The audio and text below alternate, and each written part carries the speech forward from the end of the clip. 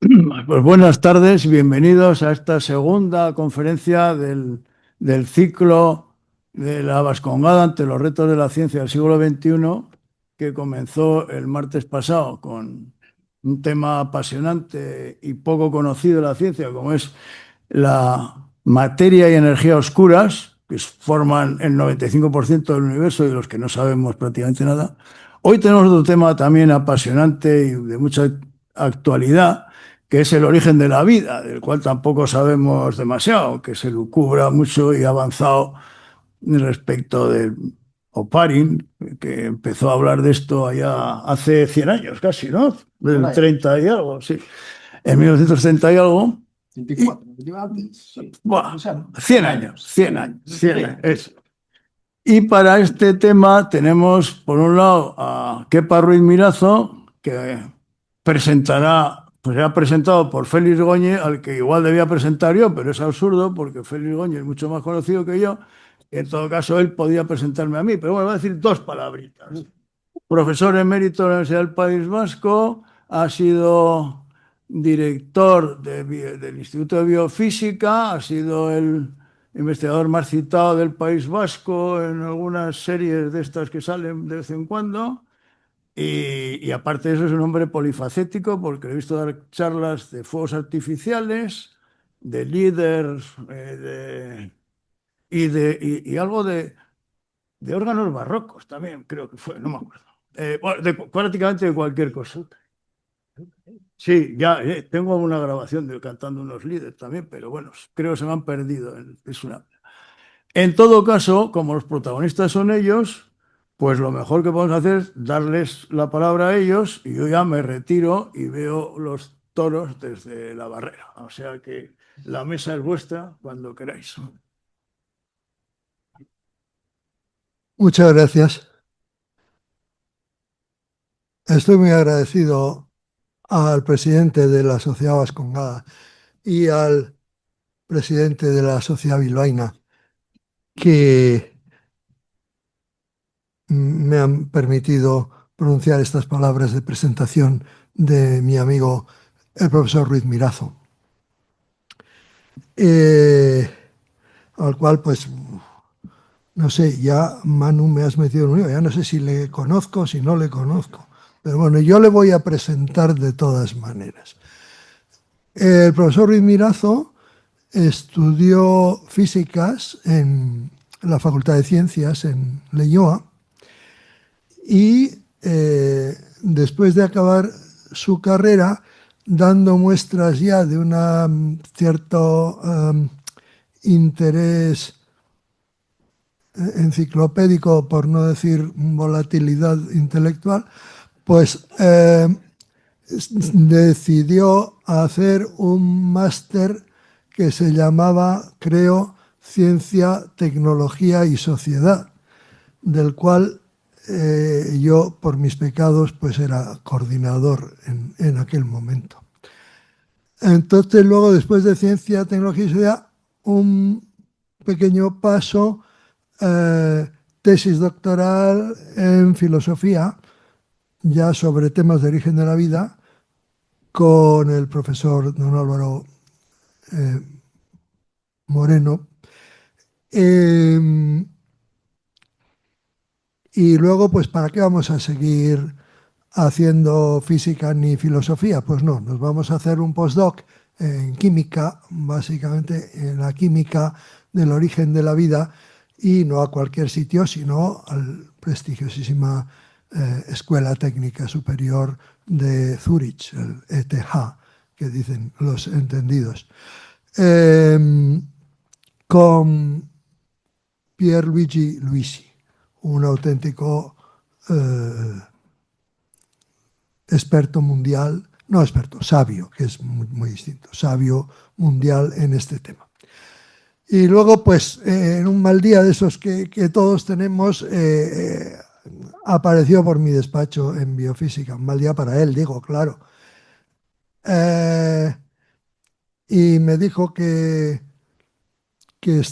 había vuelto al departamento de filosofía en Donosti, pero que quería hacer unos liposomas y luego quería hacer unos péptidos y luego quería aplicar unas técnicas espectroscópicas que incomprensiblemente no estaban disponibles en el Departamento de Filosofía de Donosti. Entonces, yo le dije que, claro, que nosotros teníamos todo eso y hacíamos todas esas cosas como rutina, solo que lo que yo no tenía eran manos.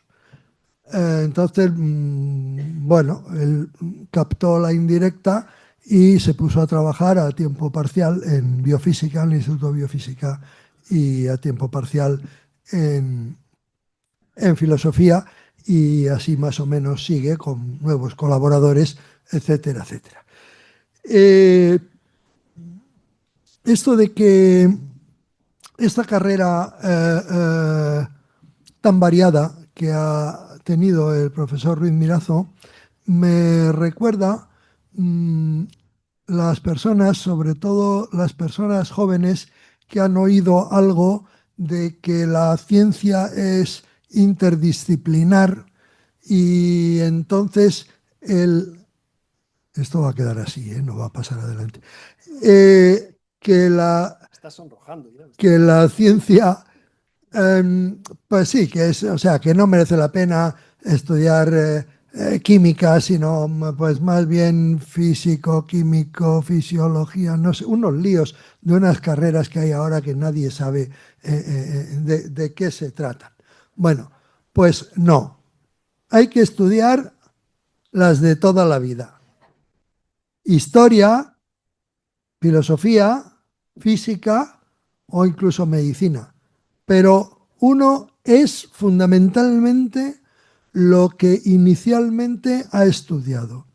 Y a partir de esos conocimientos básicos que se adquieren y solo se adquieren a esa edad, a partir de esos conocimientos básicos, pues luego puede uno intentar hablar y comunicarse el físico con el químico a lo mejor con el historiador o con el jurista, y de ahí salen unas cosas estupendas que es la multidisciplinaridad. Pero eso es una segunda etapa. La primera es lo de toda la vida.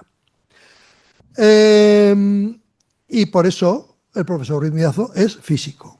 Luego ha enredado mucho, con muy buenos resultados, pero es físico. Otra cosa que quería comentar, también brevemente, el asunto del origen de la vida, ya hemos hablado de Oparin, etc. Es bastante divertido que hace unos 100 años, pues había unos señores que eran unos rojos, dicho sea entre paréntesis, como Haldane, por ejemplo, que hacen una investigación destinada a demostrar que el Génesis capítulo 1 es un camelo. Y resulta que hacen una investigación de primera clase, sientan las bases de lo que hoy sabemos sobre el origen de la vida, y Génesis 1 sigue ahí tan tranquilo. Bien, es verdad que al mismo tiempo, prácticamente que Haldane o Oparin, Pasteur, que era un meapilas, pues nada menos que destruye el mito de la generación espontánea de la vida, nada menos.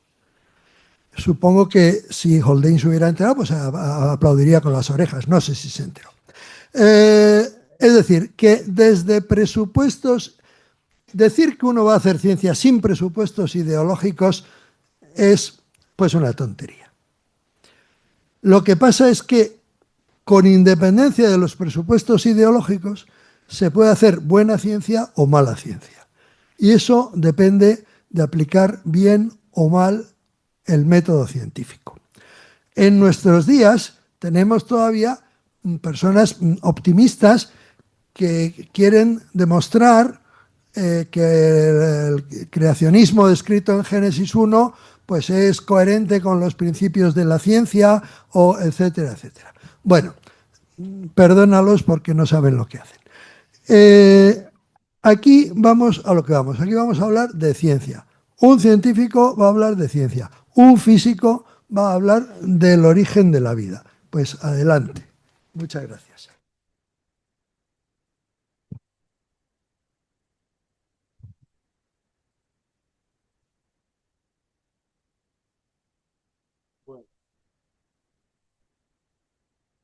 A ver, ¿se oye? Sí.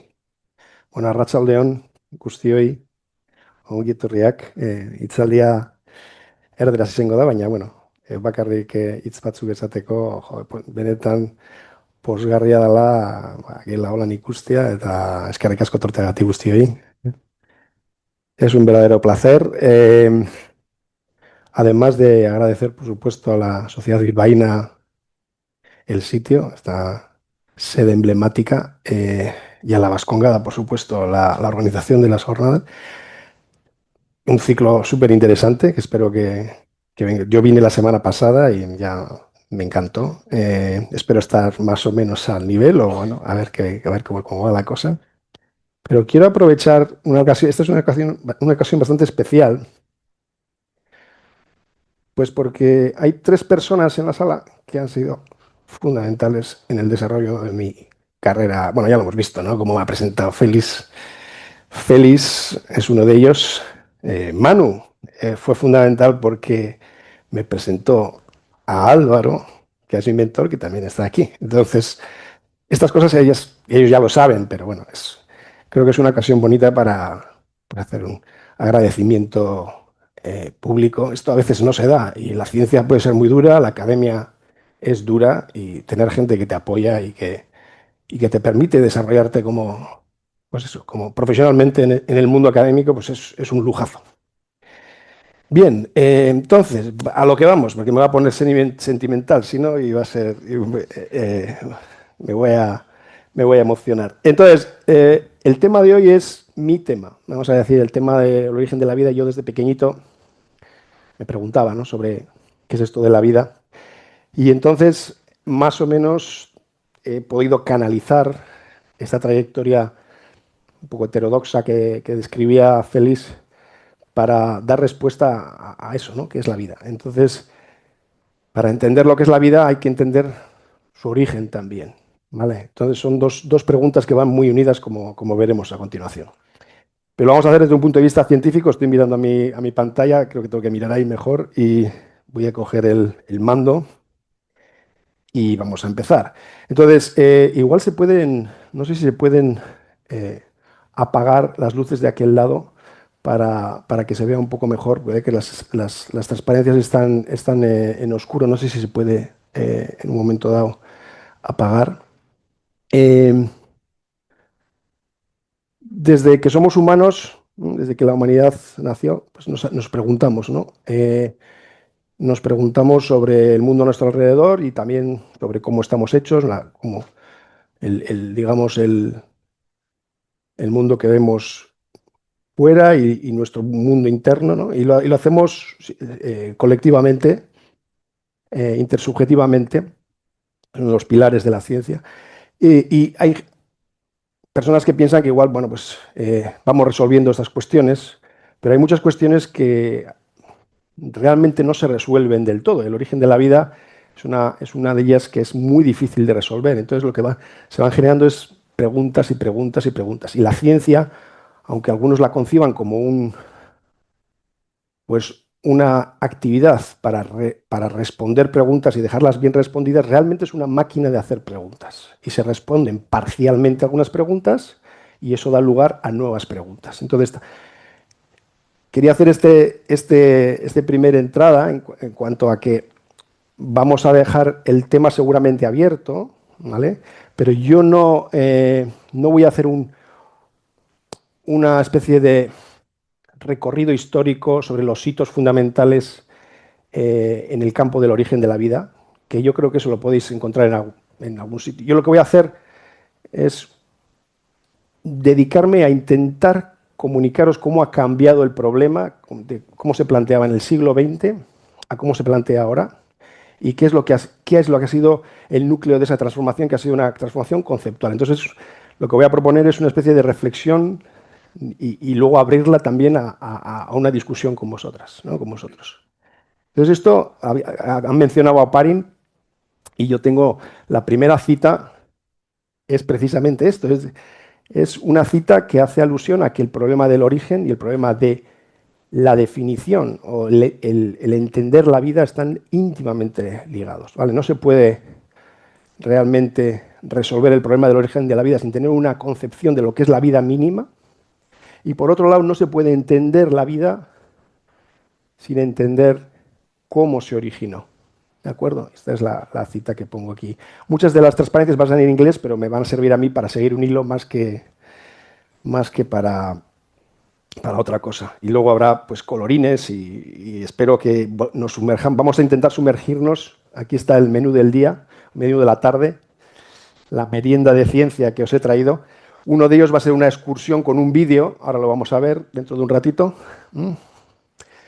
Pero para que tengáis un esquema de lo que voy a hablar, en una introducción inicial voy a plantear las cosas fundamentales que se resolvieron en el siglo XX, en particular el hecho de que hay una continuidad material entre el mundo inerte y el mundo vivo, o sea que al principio no estaba tan claro, pero bueno, la ciencia del siglo XX nos confirmó eso, es decir, no hay salto en ese sentido de que tuviéramos hecho algo diferente, ¿no? La materia es la materia y la vida ha surgido del mundo físico-químico, ¿vale? Y luego el vínculo evolutivo que nos lleva a que el origen de la vida lo tenemos que plantear, y esto es una intuición que tuvo Darwin, lo tenemos que plantear hace miles de millones de años, y hubo un origen único, ¿vale?, de la vida que conocemos sobre el planeta. Esto es lo que vamos a tratar en la primera parte. Luego, como os digo, voy a poner un vídeo para que vuestras mentes vayan un poco, se sumerjan en lo que ocurre dentro de una neurona, una de las 80.000 millones de neuronas que están funcionando ahora para que os llegue mi mensaje y lo entendáis, ¿vale? A lo que llamo la tercera frontera. Quiero conectar un poquito la charla de hoy con la que vimos la semana pasada. Y ahí había una frontera del conocimiento que era la del cosmos, ¿no? Lo macro, lo grande, lo enorme, lo inmenso del universo, y las dificultades que tenemos los físicos para entender esa inmensidad y las carambolas, o sea, no sé, las vueltas que tenemos que dar a inventarnos términos como materia oscura, energía oscura, para ver que no acabamos de comprender eso, ¿no? Es una frontera, la frontera de lo enorme, de lo inmenso. Luego hay una frontera que es la frontera de lo muy pequeño, también es otra frontera de lo físico, ¿vale? La cuántica, entender qué ocurre a nivel de átomos, de Armstrongs, realmente ahí abajo, y intentar controlar eso, todo lo que oís hablar ahora de los computadores cuánticos y estas cosas. Intentar entender para poder también controlar hasta cierto punto los procesos que tienen lugar a esas escalas, realmente lo muy, muy, muy infinitamente pequeño, ¿vale?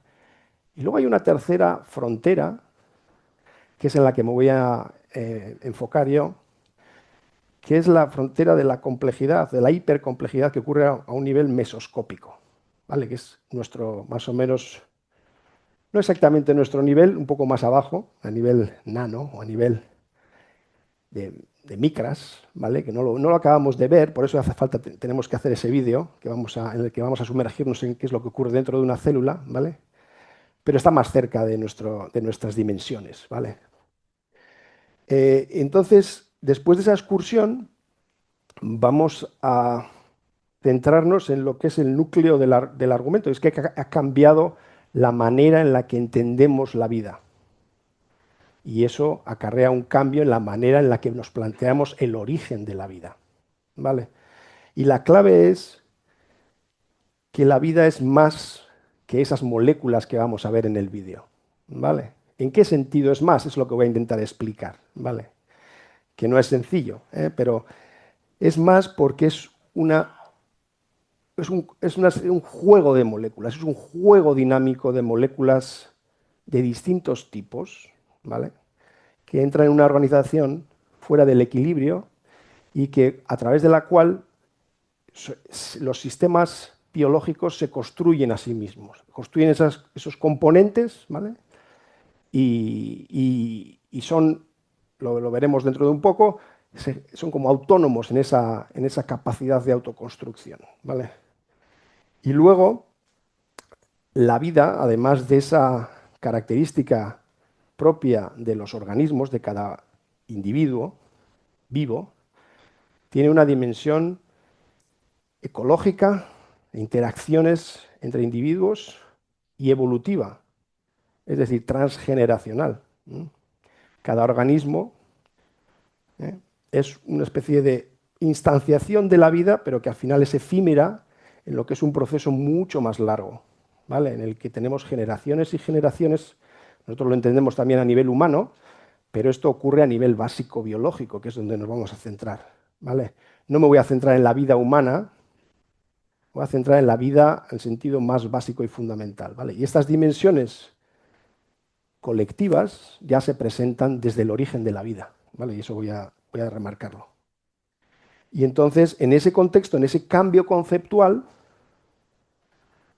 lleva acarreado también que reconsideremos los retos que tenemos enfrente en el campo del origen de la vida. ¿De acuerdo? Vale, pues a ello. Entonces, conectemos con la charla de la semana. Espero que, bueno, una buena parte de la audiencia estuvo también la semana pasada, me imagino, en la charla. Y una de las preguntas que quedaron ahí en el aire, que de hecho Alberto Fernández Soto dejó ahí, bueno, le podéis preguntar al ponente de la semana que viene a ver a qué altura de la evolución del universo se pudo dar el origen de la vida o se pudo... Entonces, sí que hay, no está claro exactamente cuándo, pero el universo tiene que evolucionar, ¿eh? Tiene que haber distintas generaciones ahora de estrellas que exploten y que tengan supernovas. Y es cuando en la explosión esa brutal de las supernovas, ¿vale? Es cuando se van generando los elementos de la tabla periódica, ¿vale? Y lo que nos vamos a centrar es en la materia que conocemos, ¿vale? Lo de hoy va a ser, como os decía antes, física mesoscópica. No vamos a ir a la enormidad, a la inmensidad del universo, ni vamos a entrar en los temas de la semana pasada, de la materia oscura y de la energía oscura. Nos vamos a centrar en la materia de la que estamos hechos y con la que interaccionamos y la que conocemos, ¿vale? Entonces, sí que tenemos que esperar un poco a que el universo evolucione, que tenga estos ciclos en los que hay explosiones brutales con unas energías elevadísimas para generar la tabla periódica, átomos estables, ¿vale? Nos podemos fijar, por ejemplo, en el carbono, que es muy importante para la vida, y vemos que es estable. O sea, quiere decir que cuando Carl Sagan, que lo voy a mencionar enseguida, decía que éramos polvo de estrellas, es que literalmente somos polvos de estrellas. Si fuéramos capaces de hacernos pedacitos pequeños, pequeños, pequeños, hasta el átomo de carbono, el átomo de carbono ese es literalmente el átomo de carbono que se generó en la explosión de esa supernova, ¿vale? Lo que pasa es que vamos mucho más allá del átomo de carbono, claro, para poder ser sistemas vivos, es lo que vamos a ver. Pero literalmente, tenemos que ir al mundo de las moléculas, que es cómo los átomos se combinan con distintos tipos de enlaces. No voy a entrar en eso demasiado, pero que sepáis que hay distintas maneras de combinar los átomos para generar moléculas, enlace covalente, enlace iónico, otro tipo de interacciones que son importantes a nivel molecular. Y también comentaros, esto es muy importante desde un punto de vista astroquímico, astrobiológico, que se ve que en el espacio interestelar un montón de moléculas, no solamente átomos, ya, moléculas, ¿vale? Yo creo que aquí reportaban unas 240, pero yo creo que estamos ya en 300, no sé cuántas.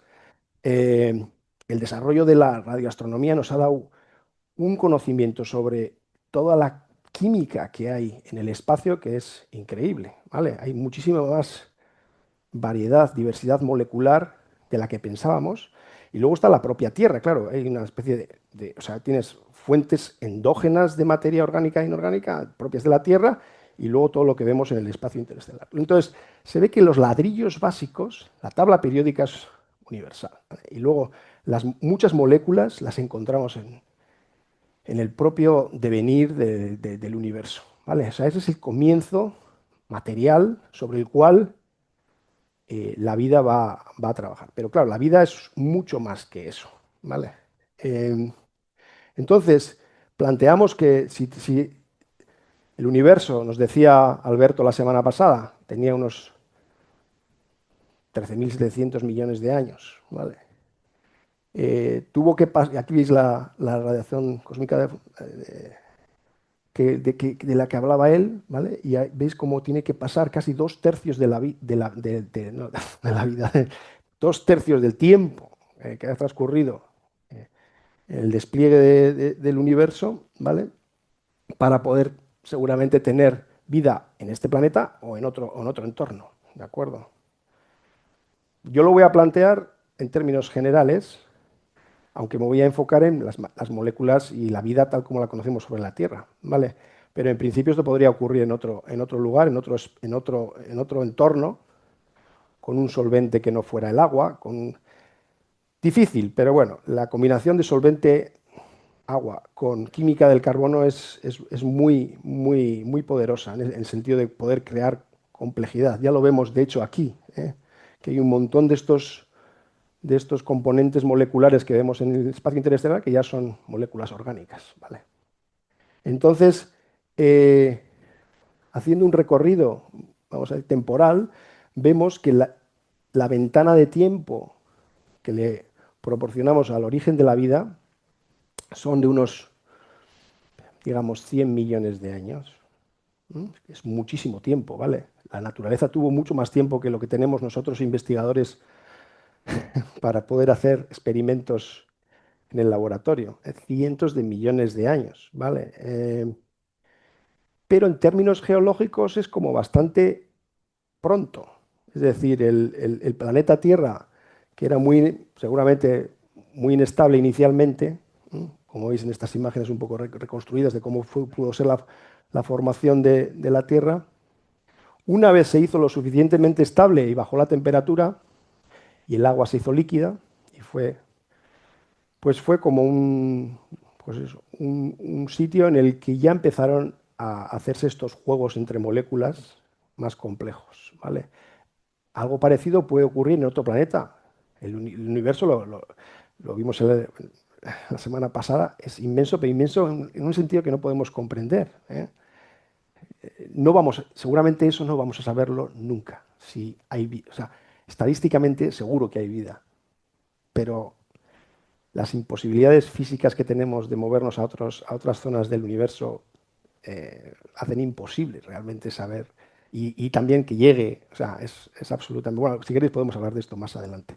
Vamos a centrarnos en cómo sabemos, voy a dar un pequeño apunte sobre cómo sabemos que fue efectivamente hace 3.500 millones de años cuando la vida sobre la Tierra, eso sí que sabemos que se desarrolló, ¿vale? Entonces, la evidencia más directa e indirecta también, de estudio de rocas y de isótopos de carbono en las rocas sedimentarias muy antiguas, pero la evidencia más directa y más obvia son los estromatolitos, que son como una mezcla, son como sedimentos de cianobacterias que van poco a poco convirtiéndose en roca, vamos a decir, ¿vale? Y son láminas de poblaciones de cianobacterias que van haciendo un metabolismo bastante lento y que luego poco a poco van integrándose en lo que es la roca. Entonces, en esa roca, el estudio de esas rocas, que están, por ejemplo, estas están en Australia, las más famosas están en Australia, nos dice que ya hace 3.500 millones de años había cianobacterias que hacían fotosíntesis, ¿vale? Entonces, estamos bastante seguros de eso, de que fue hace mucho tiempo y de que toda la vida está, a partir de ese momento, hace 3.500 millones de años, toda la vida que surgió está emparentada de alguna manera. Somos parte de esa gran familia de lo biológico. Ahora lo vamos a ver. Entonces, estos organismos unicelulares, bacterias, procariotas, ahora vamos a ver lo que es un procariota, no os asustéis, pero estos organismos que no vemos son los que realmente hacen que toda la biosfera funcione desde hace ya miles de millones de años. ¿Vale? Son procariotas, quiere decir que no tienen un núcleo interno, un núcleo en el que nuestras células, las células de los eucariotas, tenemos un núcleo en el que guardamos la información genética, el ADN. Ellas no, ellas lo tienen esparcido por su citoplasma, ¿vale? Por su entorno interno, ¿vale? Y vemos, efectivamente, cuando hacemos un estudio filogenético de los distintos organismos que encontramos sobre la Tierra, este es uno de los árboles de la vida más recientes, vemos que efectivamente las bacterias son las más diversas, tanto filogenéticamente como metabólicamente, ¿vale? Aquí están otro tipo de procariotas, otro tipo de células que no tienen núcleo, se llaman arqueas, y aquí están los eucariotas entre los que estamos nosotros. Pero veis la abrumadora que es la presencia de bacterias, y son los que realmente hacen que todo este tinglado de la vida siga funcionando, ¿vale? Si los humanos, y tal como vamos, pues parece que somos muchos, pero también somos muy tontos y podemos liarla, la estamos quizá liando. Si los humanos desaparecemos del planeta en algún momento, no os preocupéis que las bacterias van a seguir ahí. Nuestras células, las que heredamos de nuestra madre y nuestro padre, son de este tipo, mucho más complejas, con orgánulos, muchos de vosotros igual ya lo conocéis, ¿vale? Mucho más complejas que ellas. Y vamos a hacer una excursión luego a una célula de este tipo, pero la complejidad es enorme de todas maneras, ¿vale? También hemos sido capaces, los humanos, estos son experimentos del laboratorio de Craig Venter, de generar criaturas vivas a ese nivel mínimo, en este caso es un micoplasma, parten de un micoplasma y lo intentan reducir en complejidad. Y este tipo de criatura aquí es una criatura que nunca había existido en la Tierra y lo hemos producido nosotros a partir de vida, ¿vale? No ha sido una construcción desde abajo, desde los ladrillos básicos de la vida, sino que ha sido partiendo de un microorganismo como este, lo hemos transformado en algo que no existía. Pero todos estos tipos ya sean artificiales o ya sean los naturales que veíamos aquí, ¿vale? Comparten un conjunto de características que las hacen a todas estas formas de vida realmente ser una forma de vida básica a nivel bioquímico. Y vamos a entrar un poquito en eso porque es muy importante también a la hora es una especie de evidencia de que efectivamente el origen de la vida fue un proceso singular, ¿vale? ¿Por qué? Porque cuando miramos las moléculas, y esto es uno de los grandes triunfos de la biología molecular del siglo XX, cuando vemos cómo están hechas las moléculas que forman parte de los seres vivos, vemos, por ejemplo, que los aminoácidos tienen una cierta quiralidad. Cuando tú estudias los aminoácidos que llegan en un cometa o en un cuando analizas los aminoácidos que ves en la tabla que os enseñaba antes, por ejemplo, puede haber aminoácidos incluso a nivel en el espacio interestelar, ¿de acuerdo? Ahí los hay de estos dos tipos. Hay los aminoácidos L y los aminoácidos D. Pero resulta que los aminoácidos que hacen nuestras proteínas son solo L.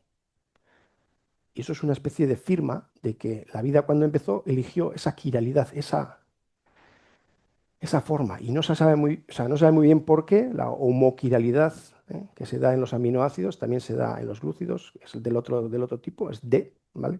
Pero hay una especie de firma que podemos de hecho, utilizar para saber si las muestras esas que analizamos que vienen del espacio están contaminadas o no. Si solo hay una quiralidad, va a ser contaminación, ¿vale? Si hay de los dos, si son... Entonces, esta es una firma del tipo de vida, el tipo de vida que se generó sobre la Tierra está basado en estos ladrillos, ¿vale? De una sola quiralidad. O el hecho de que el ADN sea la molécula donde se guarda la información, o el hecho de que haya unas monedas energéticas universales. El ATP le sirve a la bacteria y a nosotros. Nosotros necesitamos ATP. ¿Vale? Nosotros utilizamos, en nuestras células utilizan los gradientes electroquímicos, como utilizan también las células a nivel más básico. Toda la vida es celular, tiene estos compartimentos, luego veremos un poco sobre eso. La vida tiene una serie de intermediarios metabólicos que realmente parecen como que todos se alinean y son del mismo tipo. Hay un montón de cosas comunes en los metabolismos. Cuando hacemos estudio de metabolismos comparados, también vemos un montón de confluencias, vamos a decir. Y luego, quizá lo más espectacular es el código genético. ¿Vale? Cómo las células transforman la información, cómo descodifican la secuencia del ADN para producir proteínas, el truco que utilizan para transformar esa secuencia en los componentes funcionales que son las proteínas, es el mismo código, es el mismo código. Y eso nos dice que la vida realmente viene del mismo sitio. O sea, es la evidencia fundamental que le habría encantado escuchar a Darwin, bueno, y a otros muchos, pero Darwin ya tenía la intuición de que la vida venía de un mismo sitio y la biología molecular lo que hizo fue, con este análisis de las estructuras que subyacen a toda célula viviente, pues ya te lo lleva a hace 3.500 millones de años. Entonces, esto es lo que se resolvió más o menos, resumidamente, en el siglo XX, ¿vale? Y entonces, en el siglo XX, como el paradigma era el molecular, porque vemos la importancia que tiene haber descubierto todos estos mecanismos moleculares que subyacen a la bioquímica de todo bicho viviente, de toda célula viviente, como ese era el paradigma, el problema del origen de la vida se planteó en esos términos, en términos de biomoléculas. ¿Cuáles son las biomoléculas más importantes? El ADN y las proteínas, pero ajaja, para que el ADN se replique necesita proteínas. ¿Y cómo haces una proteína? Tienes que ir a mirar dónde está el ADN, con la secuencia del ADN, ¿de acuerdo? Entonces, era una especie de, ya lo pongo aquí, ¿qué vino antes, la gallina o el huevo? ¿No? Y había muchos problemas para saber qué era lo que vino antes. Y entonces, en la década de los 80 se descubrió que había una molécula que ahora es una especie de intermediario entre esos dos mundos, el mundo de la información genética y el mundo de las funcionalidades expresadas de manera a través de proteínas estructurales, catálisis y tal. Se descubrió que había unas moléculas de ARN que hasta entonces se pensaba que solo se dejaban replicar, pero poco más. Se descubrió que tenían también capacidad catalítica. Y entonces a una serie de gente muy brillante se le ocurrió la idea, pues ya está, la clave, la llave, no va a ser ni el ADN ni las proteínas, va a ser el ARN, ¿vale? Entonces, esto es la manera en la que se planteó el problema del origen de la vida y se le parecía que se le estaba dando respuesta, porque estudiando las propiedades del ARN íbamos a dar con la vía, ¿vale? Pero esto tiene muchos problemas. Primero, la autorreplicación de ARN es muy complicada de realizar, ¿vale? Y luego la síntesis de los ladrillos que hacen las moléculas de ARN también es muy complicada de realizar. Es mucho más fácil tener aminoácidos, por ejemplo, que son los ladrillos de las proteínas, o ácidos grasos, que son los precursores de los fosfolípidos de las membranas con las que trabajó con el profesor Goñi, que sintetizar ARN, ¿vale? Pero se ha avanzado porque la gente estaba en esa, ¿sabes? Nos obcecamos los humanos y ahí vamos, ¿no? Entonces, de hecho, esto es un artículo de Science de hace, nada, un mes o 2 meses. Salió, esto es de este año, en el que el grupo de Holliger por fin está encontrando un ribocima, se llaman ribocimas, las enzimas que están hechas o sea, de ARN, son un ribocima que se sintetiza a sí mismo y que es capaz también de catalizar la síntesis de su complementaria, ¿vale? Entonces estamos avanzando en la replicación de moléculas que pudieron tener que ver con el origen de la vida y se está avanzando. De hecho, ¿cuánto nos dice esto del origen de la vida? Eso ya no está tan claro. ¿Por qué? Ahora lo vamos a ver, pero la vida no está basada en la autorreplicación molecular, ¿vale? Aunque los humanos estemos obsesionados con llegar ahí, pues no está basada en eso. También en cuanto a la síntesis del ARN, el grupo de Sutherland fue capaz de encontrar un vericueto. Estos son gente absolutamente, vamos, top de la química orgánica, que fueron capaces de encontrar la manera de sintetizar el ladrillo básico con el cual luego puedes hacer moléculas de ARN. Entonces, no es que no se esté avanzando en estos problemas, que se está avanzando, pero hay que considerar otras cuestiones, yo creo, que nos van a llevar y tienen que ver con este cambio de paradigma que se ha dado del siglo XX al siglo XXI, que es el que vamos a entrar ahora, ¿vale? Y lo que ocurre es que cuando tú ves y ahora vamos a ver el vídeo este de la célula de una neurona, ¿vale? Lo que ocurre en una célula nunca es replicación de una molécula por sí misma.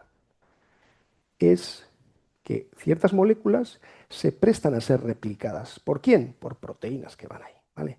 De acuerdo que se puede entretener la idea de que hubo un mundo biomolecular previo. Eso puede ser. Pero a mí me da que las cosas no fueron así, ¿vale?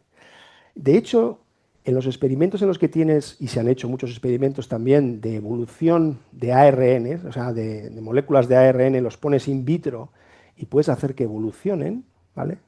Evolución artificial, no generan nada más complejo que al revés, se simplifican mucho las cadenas de ARN. Entonces no da la sensación de que a partir del ARN y de su evolución, ya os digo, artificial en este caso, en situaciones, se pueda ir hacia más complejidad. Entonces,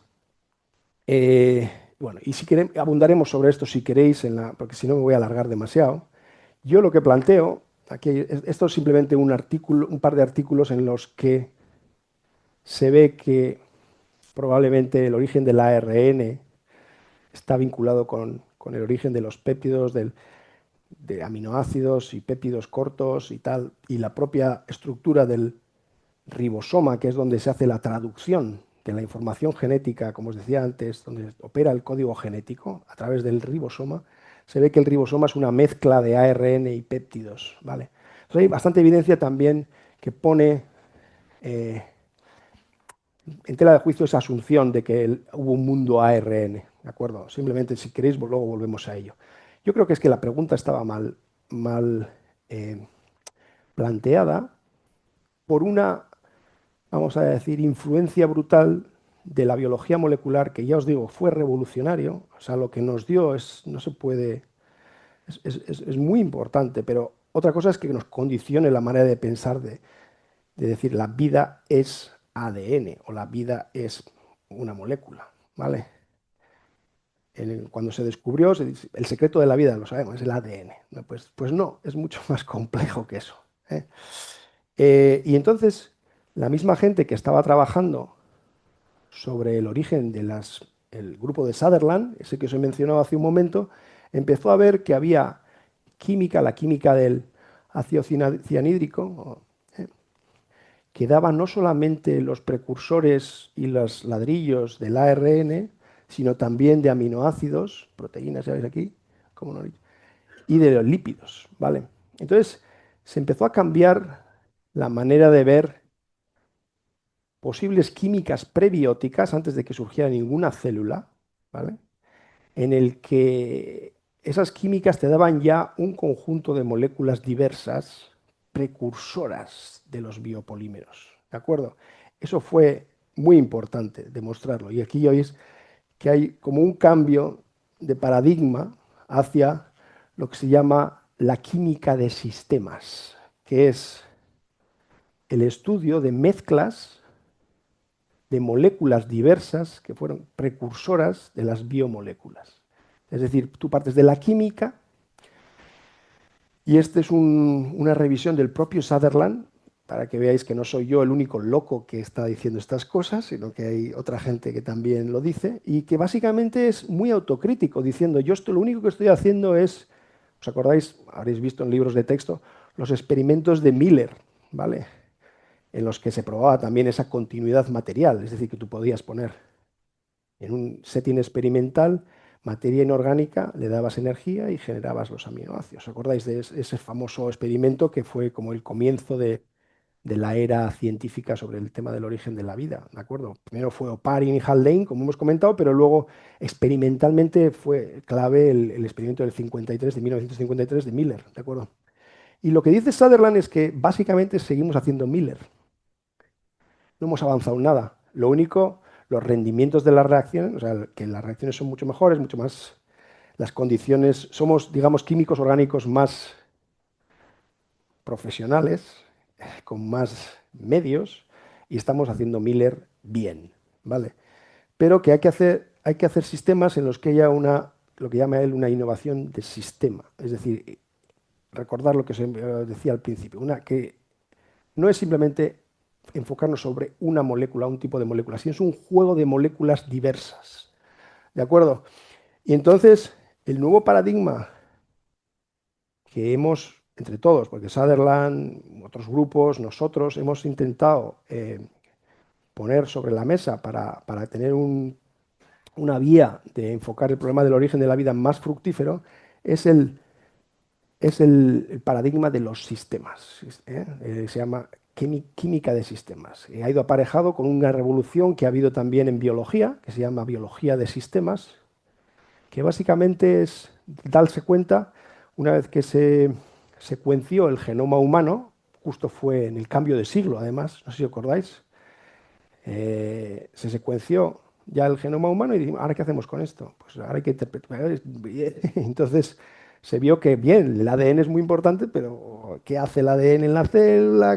Y entonces empezaron a ver no solo genómica, sino proteómica, lipidómica, metabolómica, y entonces había que integrar todo lo que venía de ese conocimiento, ¿no? De genómica, pero es mucho más complejo, ¿eh? La célula es mucho más compleja. Vale, entonces, ¿cómo vamos? Ahora lo que vamos a hacer es ver el vídeo, ¿vale?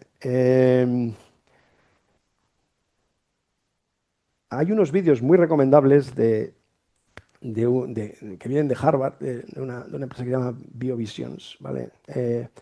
Yo recomiendo este también de Inner Life of the Cell, pero vamos a ver uno un poco más corto, que es este de aquí. Y vamos a ver, para un poco, nos sumergimos en el mundo de una célula, vemos las moléculas que hay, va a sonar un poquito de música y algo en inglés para los que podáis seguir. Yo no lo voy a comentar ahora, si queréis lo comentamos luego, ¿vale? Pero es una especie de bucear dentro de una neurona, ¿vale? Y lo que está ocurriendo dentro de una neurona, y el enfoque va a ser por qué puede haber problemas cuando hay proteínas que se agregan, ¿no? Que habréis oído hablar que en demencias y así es una cosa muy, muy típica, ¿no? Entonces va dentro de una neurona y vamos viendo todo el ruido molecular que hay ahí detrás, ¿vale? Vamos a verlo y luego ya, si eso lo comentamos más tarde.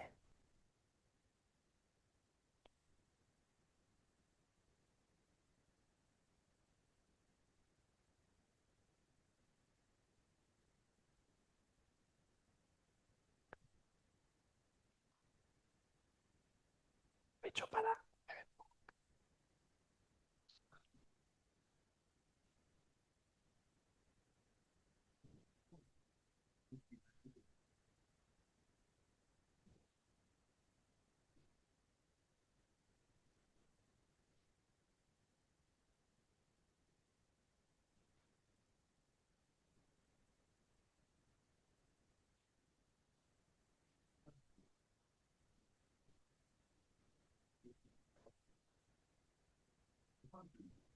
Depend on the specific three-dimensional form and stability in the cellular environment.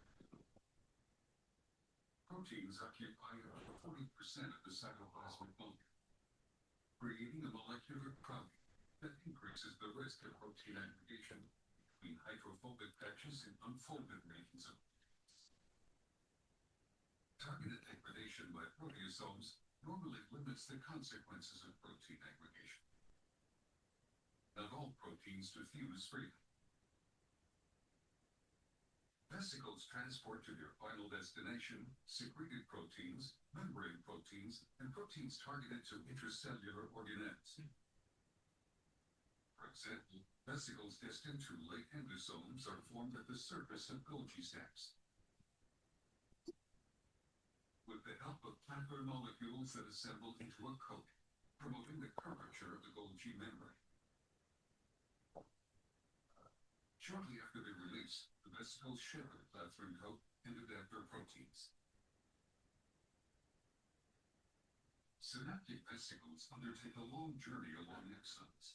To overcome limited diffusion caused by molecular crowding, motor proteins transport vesicles on long fibrous proteins called microtubules.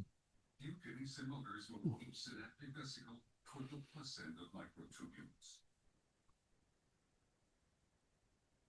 Prekinesin adopts an inactive folded conformation.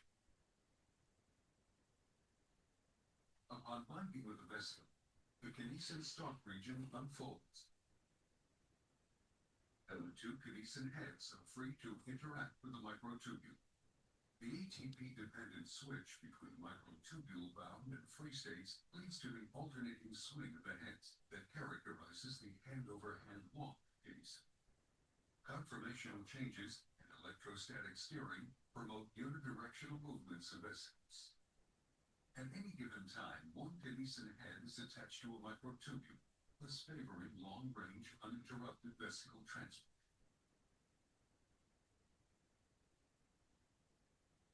If a vesicle detaches, its very limited diffusion increases the probability for fast reattachment.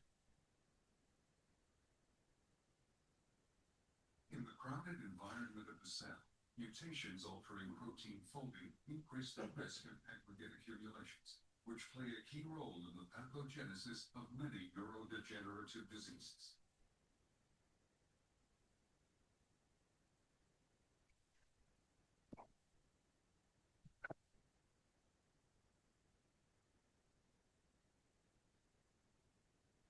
Bueno, ¿qué os parece?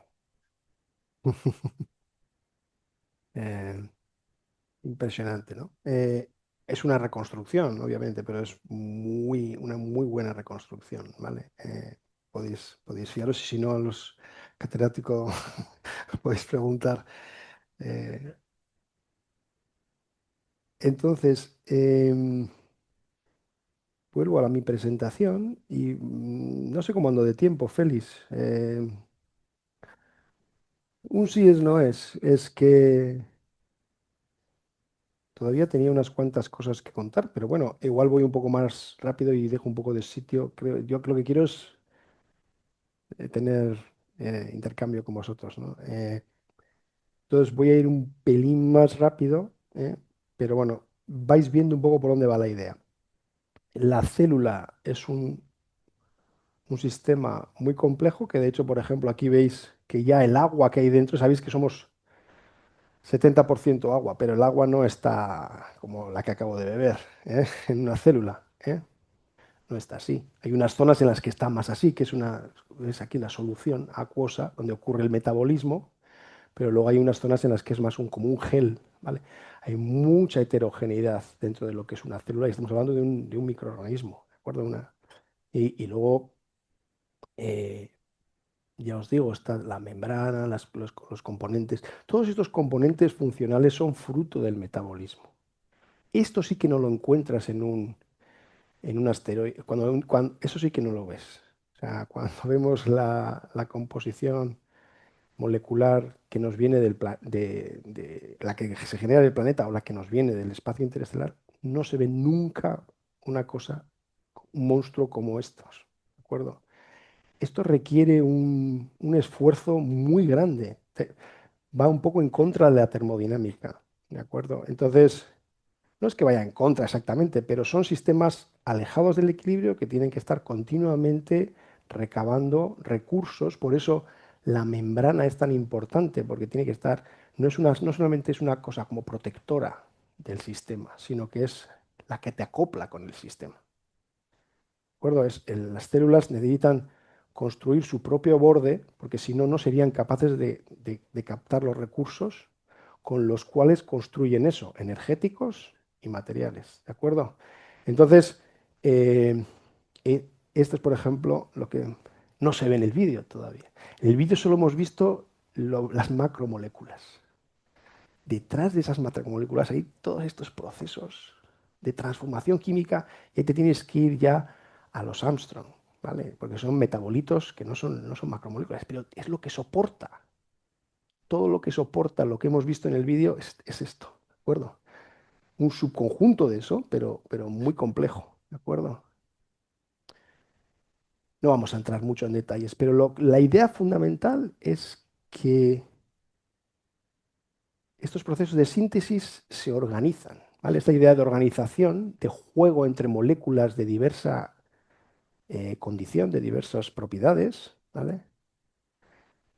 Y, de alguna manera, la síntesis se hace a través de la organización. Esto es algo que ya un filósofo como Kant, que me gusta mencionar también algo de filosofía aquí, ya lo dijo, de alguna manera, aunque él pensaba que la ciencia no podía abordar esto, ¿vale? Podemos hablar de ello también.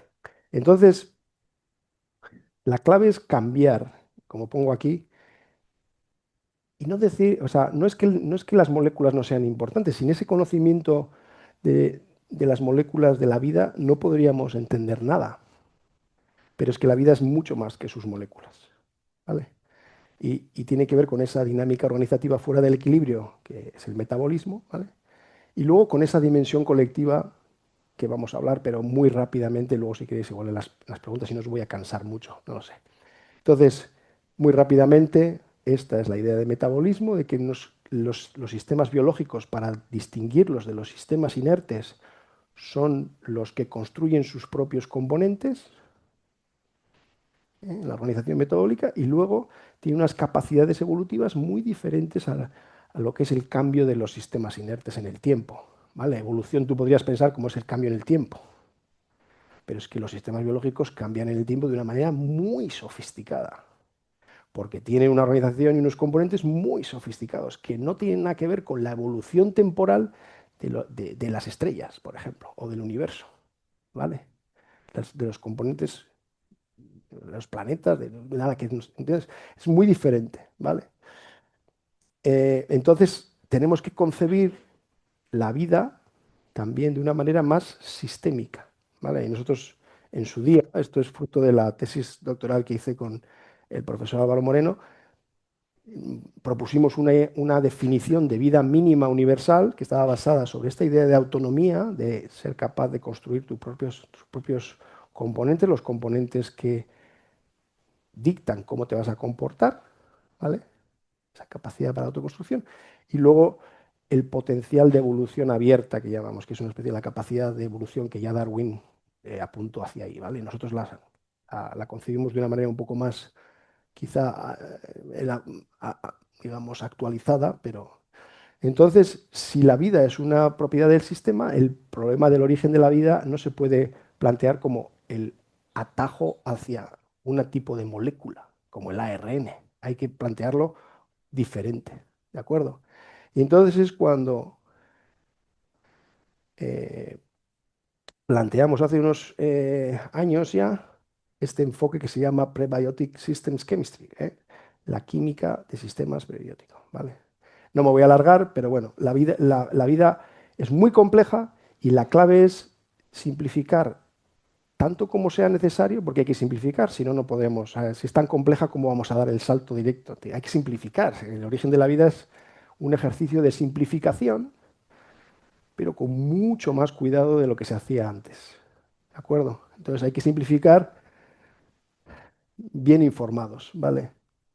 Entonces, nuevos grupos que en el siglo XX están trabajando sobre el problema, para que veáis que, ya os digo, no somos solamente nosotros, sino que hay un montón de grupos. Este es el grupo de Morán, gente trabajando en el origen de las rutas metabólicas, con precursores químicos, sin enzimas, sin proteínas que catalicen las reacciones. Se está viendo que el salto entre la química orgánica y la bioquímica sin enzimas hay menos salto del que se pensaba, hay más continuidad, ¿de acuerdo? Eso es muy importante. Este es el trabajo del grupo de Morán, pero también está el de Krishnamurthy, el de Pauner, el de Ralser.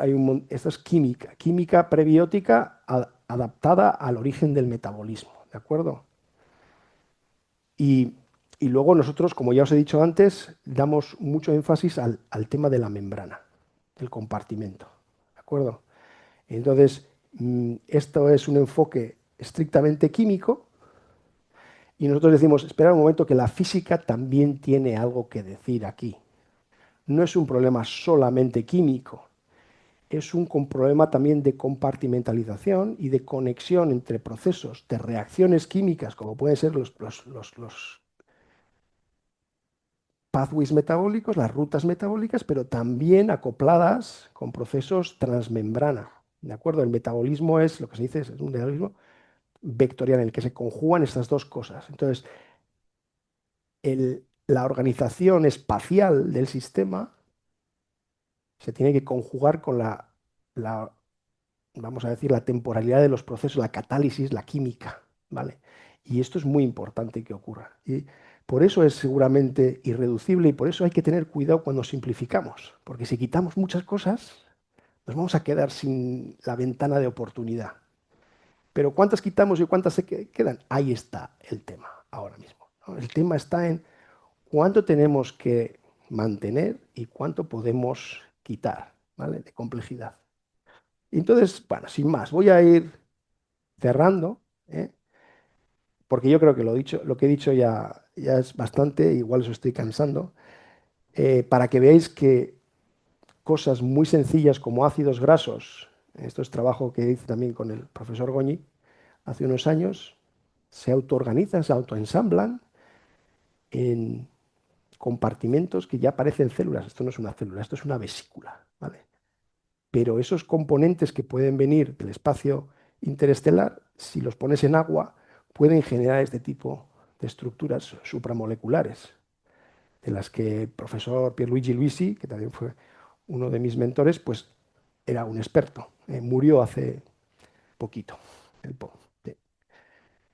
Y nosotros hemos hecho también experimentos eh, en los que vemos estas sinergias entre compartimento y química. ¿De acuerdo? Eso es un trabajo de hace unos años ya. Hacemos trabajo experimental y trabajo teórico de modelización de esto, en el que vemos cómo lípidos, como membranas, si las combinas con péptidos, pueden generar una protocélula. Esto no llega al nivel de complejidad de una célula, ¿vale? Pero sí está en el camino hacia la célula, ¿de acuerdo?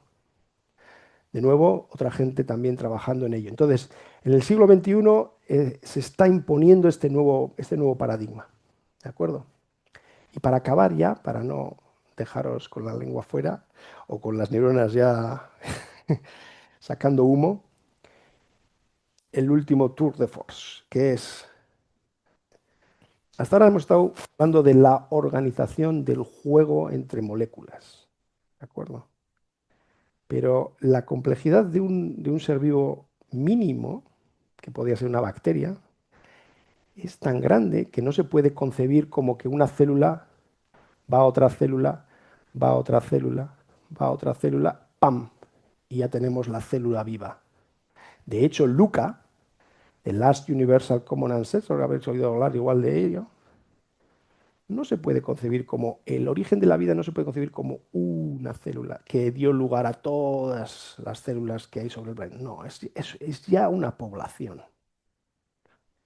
¿Por qué? Porque para cambiar las propiedades tan complejas, tanto de las moléculas como de la organización que constituye un individuo, necesitamos la dimensión colectiva. Es un esfuerzo colectivo de protocélulas. Y se va sedimentando a lo largo de generaciones y generaciones. Aquí veis el cono evolutivo, la dimensión evolutiva y la dimensión organizativa. Entonces, la organización de esas protocélulas va haciéndose cada vez más compleja según va ocurriendo la evolución prebiótica. Recordad que tenemos millones y millones de años para que estas protocélulas vayan medrando y vayan acercándose más a lo que puede ser la arquitectura de relaciones que define una bacteria, ¿de acuerdo? Pero fijaros que va a ser un conjunto de bacterias, o sea, va a ser un conjunto, las protocélulas ya desde el principio eran poblaciones y van a ir haciendo poblaciones que poco a poco se van a ir pareciendo más a células vivas, ¿de acuerdo?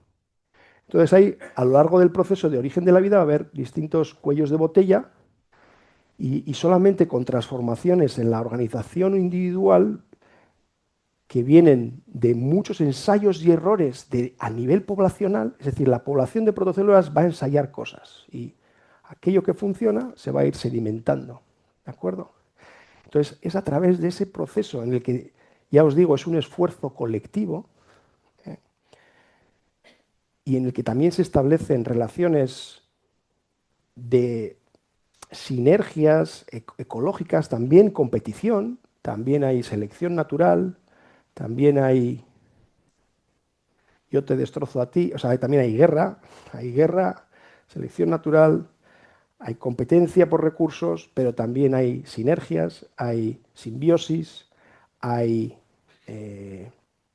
relaciones de mutualismo, Entonces, en ese, digamos, mundo de poblaciones que están sujetas seguramente a límites materiales y energéticos también, y que compiten por esos recursos, ¿no? Es cuando se va poco a poco superando esos cuellos de botella y se va haciendo cada vez un sistema más complejo. ¿Hasta cuándo?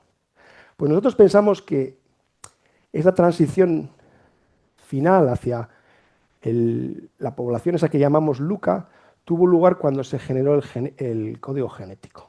¿Vale? ¿Por qué? Porque estos metabolismos que se pudieron generar aquí abajo, los primeros protometabolismos, no eran lo suficientemente eficientes o no eran lo suficientemente efectivos en la manera en la que estaban realizando sus procesos, ¿de acuerdo? Entonces, cuando se construyen ya metabolismos que son genéticamente instruidos, metabolismos en los que, digamos, registras en una molécula, el ADN, la información para hacer esas proteínas que van a ser, que habéis visto en el vídeo, las que están haciendo todos esos trabajos son proteínas.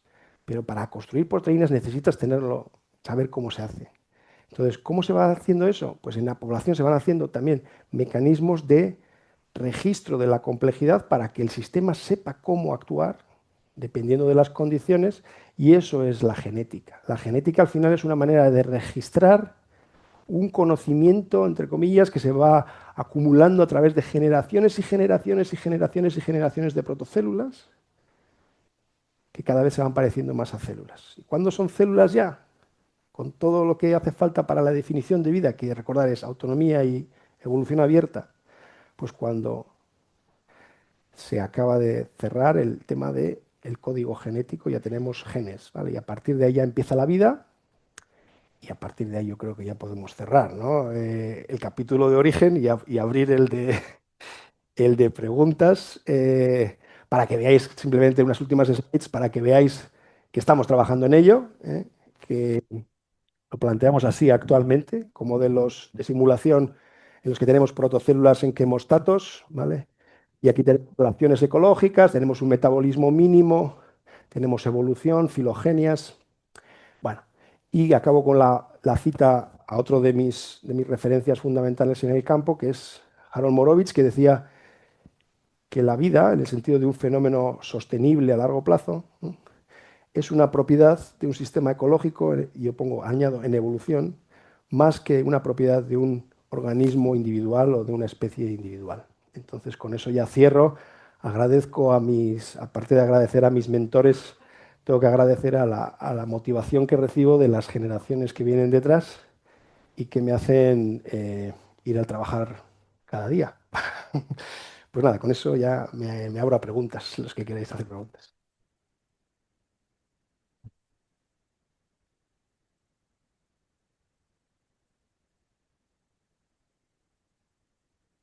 Muchas gracias y enhorabuena. Mm. ¿Preguntas? No sé si tenemos micrófono para... Pues pasamos aquí. No, sobre todo preguntas para el público, que prefiero que hablen ante el micrófono porque estamos grabando esto, ¿no? Entonces sí, para grabar. Eso, de manera que si habláis con micrófono en la pregunta, queda grabado, y si no, pues no queda. Ya paso yo. Yo tenía una pregunta. Voy a aprovechar que tengo Venga, el empieza tú, Manu. Has hablado de moléculas que están en el espacio interestelar galáctico, que son la base de las de la vida. Será porque son fáciles de hacer, claro, se hacen ahí. ¿Hace falta que vengan o también se hacen igual en la Tierra? Porque Parecido en la Tierra. esa teoría de la panespermia, de que se crea la vida por todo el universo. Pero eso no es vida, esos son los ladrillos, ya hemos visto. Eso no es vida. Y además ocurre a unos tiempos y unas escalas, o sea, imagínate, ese tipo de moléculas que se hacen a presión prácticamente, a temperatura cero, presión vacío, no tiene nada que ver con el juego de la vida, que son esas interacciones metabólicas que ocurren. Entonces, simplemente eso es para saber que hay ladrillos que pueden venir de fuera, ladrillos materiales que se pueden generar en la propia Tierra por procesos endógenos de... La Tierra es un sistema alejado del equilibrio que también tiene mucha complejidad. Aquí estamos rodeados de unos cuantos geólogos, lo pueden confirmar. Entonces, es un sistema que también da mucho la Tierra, ¿eh? Entonces, es una combinación, pero realmente con eso no llegas ni al primer paso, ¿eh? Entonces, las ideas de la panespermia, que hay vida por todo el mundo y que cayó del universo, de por ahí. Podemos especular si queréis, pero eso lo hace todavía más complicado porque es dónde ocurrió y cómo vino. Y lo de cómo vino o cómo se va, lo vimos la semana pasada. O sea, es que el primer sistema solar distinto, o sea, es Alpha Centauri, que está a 4 años luz. O sea, y luego o sea, fijaros que eso es una estrella o un grupo de estrellas. Sistema solar que tenemos más cerca, la luz, que va a 300.000 kilómetros por segundo, es una pasada, tarda 4 años en llegar a la primera. Y luego hay cientos de miles de millones de estrellas dentro de la Vía Láctea. Y luego hay cientos de miles o sea, es una pasada, es una inmensidad que no entendemos. Entonces, hay que cuidar el planeta Tierra porque es lo que tenemos y no hay otra opción, ¿eh? No hay opción B. Y es el único planeta en el que hay cerveza, además. Vete a saber. Que conozcamos. ¿Alguien? Bueno, paciencia, que habrá para todo. Hola. Habrá Oye, hice una micrófono. pregunta. Los neutrinos, así enlazo con La semana especialidad de pasada. física y con la charla anterior. Los neutrinos, potencialmente, ¿qué nos aportarían aquí? Al origen de la vida poco. No, estamos hablando de un juego molecular vamos, que yo sepa, poco. Estamos hablando de... A ver, son procesos, al final aprovecho que además va a hacer expertos en electromagnetismo, Manu, eh, las energías involucradas en este juego de entre moléculas son de decenas de kT, o sea, son energías muy moderadas. Neutrinos y este tipo de partículas básicas tienen influencia en procesos en los que hay involucradas energías mucho más grandes. ¿De acuerdo? El juego de la vida se hace a nivel mesoscópico, en la escala nano, O sea, es decir, estas protocélulas. Una bacteria es más o menos una micra de tamaño. Nosotros estamos trabajando con protocélulas que son algo más pequeñas, el orden de, imagínate, 100 nanómetros, así, y los catalizadores también son unos pocos, o sea, estas macromoléculas son del orden de 10 nanómetros, cosas así. Entonces, en el mundo de la escala nano, con energías no, bastante moderadas, pero que transforman, las importantes para transformar las moléculas y hacer enlaces químicos. Fíjate que es muy distinto el enlace químico que cuando vas a las energías que tienes que hacer para desestabilizar un átomo o las partículas fundamentales. Esas son energías muchísimo más grandes y eso destrozaría toda la organización. ¿De acuerdo? Por eso digo que es la frontera meso. ¿Vale? Cuando vas a lo más pequeñito, para poder ya os he dicho antes, el carbono, por ejemplo, es estable. O sea, los átomos son bastante estables. Para poder desestabilizarlos y generar otro tipo de partículas subatómicas, necesitas unas energías brutales. La vida no juega ese juego, juega un juego meso. ¿De acuerdo? A ver, yo tenía también una curiosidad. Sobre todo vine por la definición de vida. O sea, que es lo que yo estaba todo el rato, la definición de vida, que sería replicación y evolución. En mi caso es Lo que es autonomía, autonomía, no vale. autonomía Autonomía y y evolución. evolución. Entonces, la aparición o esa célula ancestral, Luca, per se, ¿sería vida o todavía no sin evolución? Vale. Luca ya sería vida, pero fíjate que Luca puede ser también una construcción humana, porque lo que hacemos cuando para extrapolar es hacemos lo que se llama filogenia comparada. Vemos cómo eran, o sea, cómo la dotación genética de bacterias muy, muy, muy antiguas, las comparamos y entonces inferimos un tipo de población bacteriana que tendría lo que tienen en común todas esas, para que tener una especie de ancestro común, ¿de acuerdo? Es una especie de genómica comparada de bacterias muy antiguas.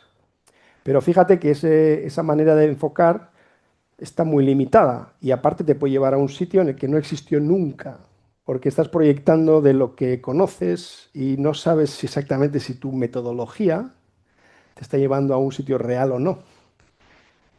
Lo que sí nos da Luca es ese umbral de complejidad que yo sí estoy dispuesto a considerar como vivo, en el que ya la definición de vida, de acuerdo a Ruiz Mirazo et al. 2004, se cumple, que es autonomía y evolución abierta, porque ya es un metabolismo genéticamente instruido. Fíjate que, como estamos haciendo genética contemplada, no podemos ir más atrás, no podemos ir a metabolismos que no estén genéticamente instruidos con esa metodología, porque estamos comparando genes. Esa lupa hacia atrás está muy limitada. Nos dice el final el final del proceso, no el comienzo. Estaríais incluso esas primeras arqueas o bacterias que serían inicialmente además con cianobacterias, o sea que estarían Por en ejemplo. azufre. Sí, condiciones pueden ser muy extremas dentro para de- la vida. Sí, Porque hace también unas décadas se descubrió que la vida bacteriana, aparte de ser mucho más diversa filogenéticamente y metabólicamente, precisamente esa capacidad metabólica que tienen las bacterias, las adaptan a todo tipo de entornos planetarios. Puedes ir 2 kilómetros para abajo y si hay el mínimo resquicio, el mínimo resquicio, donde hay un poquito de agua, de humedad, y ahí están.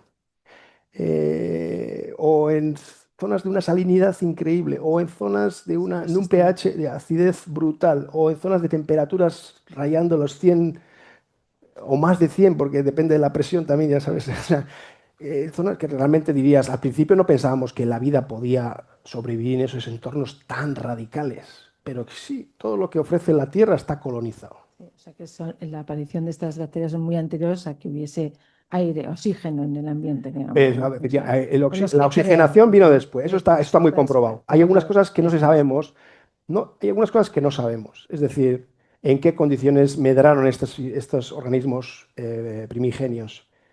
Pero, por ejemplo, sí sabemos que por modelos de atmósfera y tal, sí sabemos que el oxígeno, la oxigenación de la atmósfera vino más tarde como efecto, esto es muy interesante también, cómo la vida ha cambiado el planeta y cómo igual hay que empezar a pensar en eso, el planeta como, sí, o sea, el planeta, la vida lo ha remodelado por completo, efectivamente.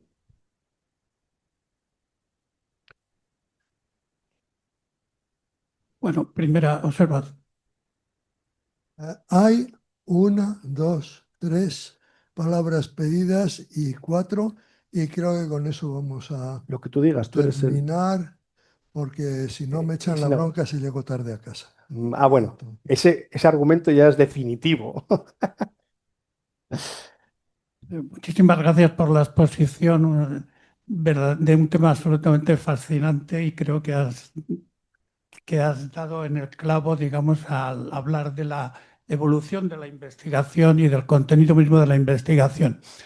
Pero a mí me ha llamado la atención en tu exposición dos cosas. En primer lugar, la idea de sistema en biología que se haya descubierto tan tarde. Porque claro, el asunto es que un ser vivo no se concibe si no es con un metabolismo, tanto hacia adentro como hacia afuera. Incluso en física prácticamente se puede hablar de la gravedad como un elemento que incluye elementos, concepciones sistemáticas, ¿no? Eso por un lado.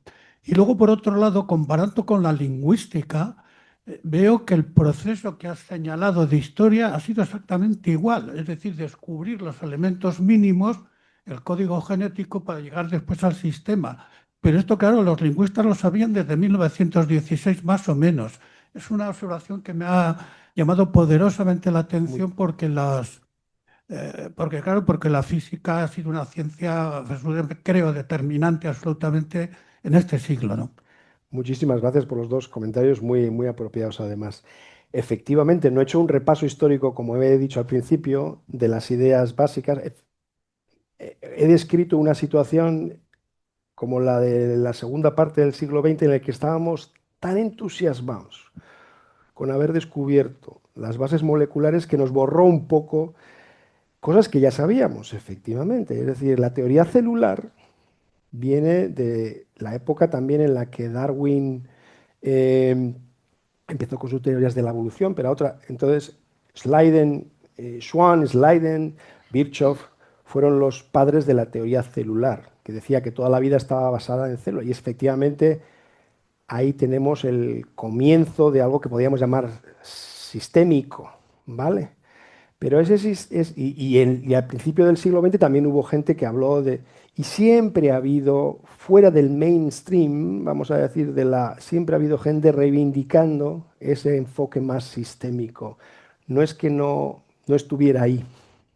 Lo que pasa que los avances y los aciertos de la biología molecular fueron tan abrumadores que como que nos perdimos eso, se perdió eso. Entonces ahora hay una especie de recuperación de ese enfoque.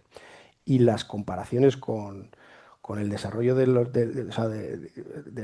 las lenguas y de la evolución de las lenguas, eso son también muy bonitas. Es decir, cómo cuando los humanos van construyendo lenguajes y cómo esas lenguas pueden ir evolucionando, cómo es un esfuerzo cómo es colectivo también, cómo es un proceso que va cambiando a los individuos, es decir, las capacidades cognitivas que tenemos desde que inventamos el lenguaje son totalmente diferentes a las que teníamos antes. Entonces, aquí se ve perfectamente también las bacterias que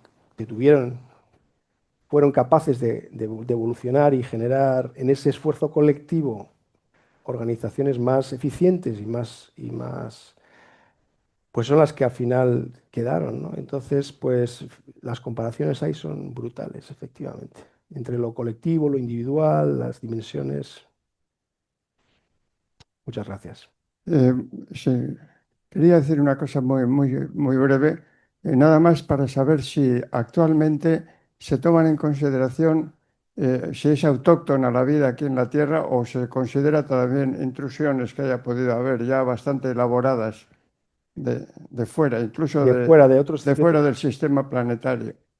Eso lo he intentado responder antes un poquito diciendo que el universo es inmenso. Entonces, yo creo que hay si hacemos un análisis de la física, que al final es la, como decía Félix, yo soy físico al final, pero aquí también puede haber, nos falta Alberto, el de la semana pasada, ¿no? El ponente de la semana pasada, pero eh, yo creo que no, yo creo que hay que, nos tenemos que quedar en la Tierra y tenemos que cuidarnos, la vida sobre la Tierra se tiene que cuidar y si no, pues no vamos bien y no pinta muy bien actualmente.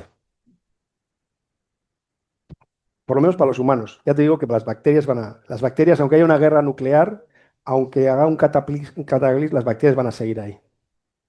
Mutarán, porque la radiación les hace mutar, mutarán, pero la biosfera no está en peligro. Lo que está en peligro somos nosotros.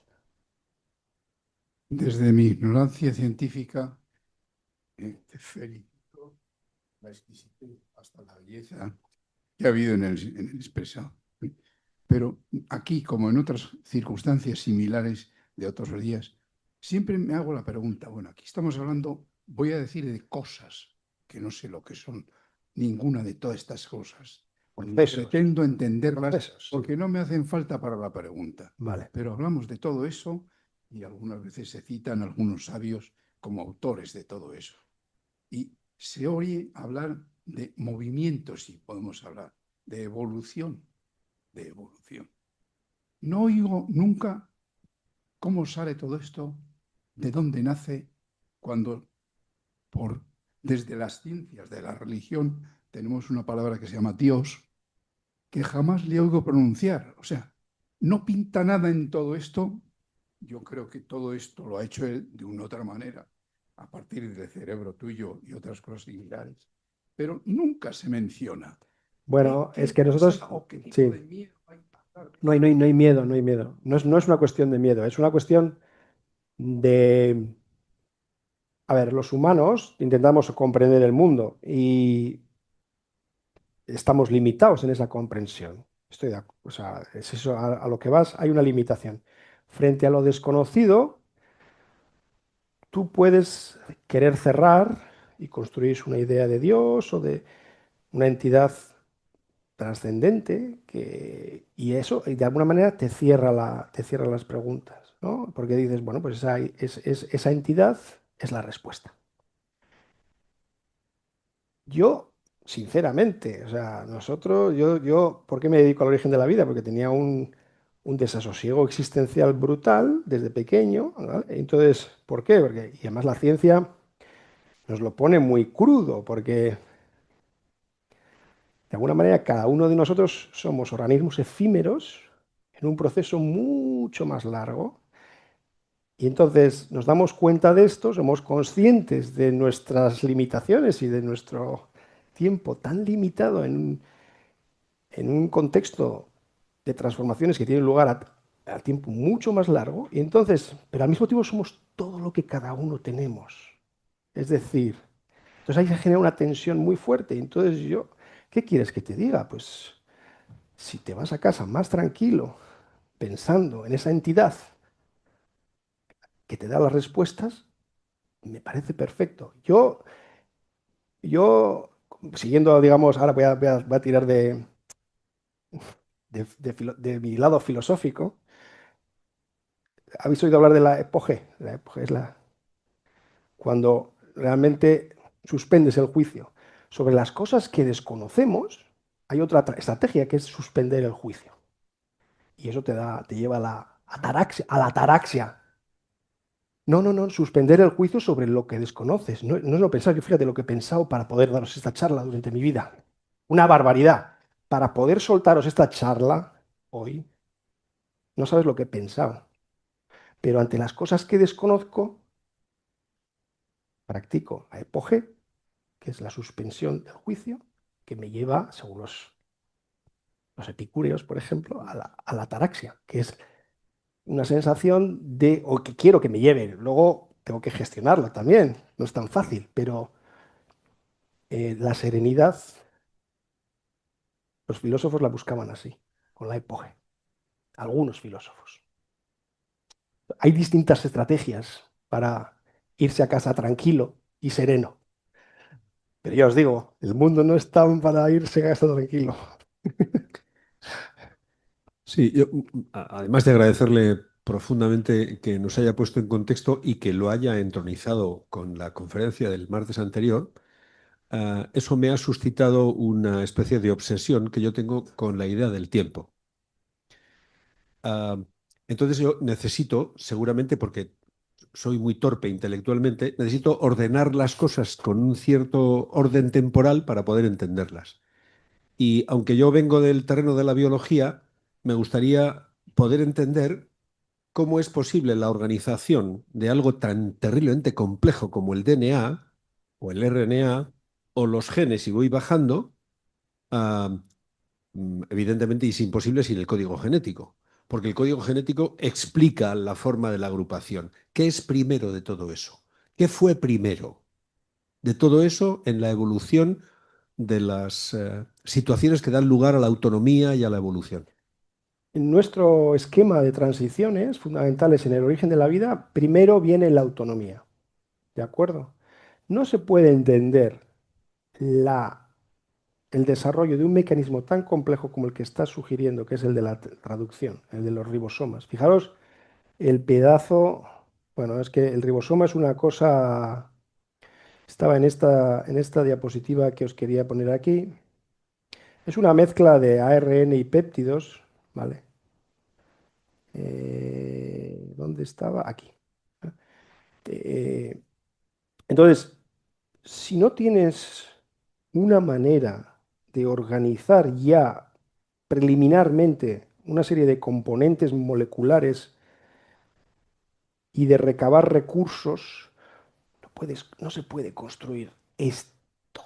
Entonces hace falta, es muy obvio, pero a veces siento cuando voy a, a los congresos de origen de la vida y eso, siento a veces que estoy diciendo obviedades todo el rato, pero es que es muy obvio que que un sistema no puede construir esto si no ha resuelto una serie de problemas energéticos previos. Entonces hay que pensar en que la autonomía, no una autonomía como la que vemos, tan sofisticada como la que vemos en una bacteria, pero sí a un nivel mínimo, la autonomía y el metabolismo tiene que venir antes que la genética. Esa es mi forma rápida de responderte. Si quieres, luego, cuando acabemos, podemos seguir. Muy bien. Pues antes de profesor Balaguer, ¿quiere decir algo para terminar? Pues únicamente agradecer vuestra presencia y que el martes que viene seguimos con otro tema interesantísimo que es los modelos de lenguaje con los que hablamos de vez Mira, en conecta cuando. con ¿Cómo se llama? El chat GPT y esto, su aplicación a lenguas minoritarias como el euskera, que claro, no tienen el- el- la cantidad de textos en los que entrenar y hacia dónde va la inteligencia artificial esta, que también creo que es un tema muy, puntero, muy ¿no? importante. Así es que hasta el martes que viene y muchas gracias por venir hoy y ojalá vengáis pues, todos el martes que viene.